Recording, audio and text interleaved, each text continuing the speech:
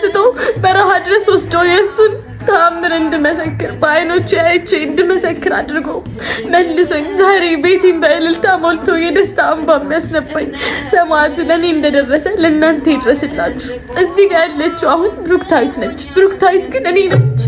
ብሩክታዊት እናት አባቷ እንኳን ሳይቀሩ ለዘንዶ እንድትበላ አሳልፈው ተስፋ ቆርጠው ሰጥቷት ሰማዕቱ ብቻ ነው ያዳናት።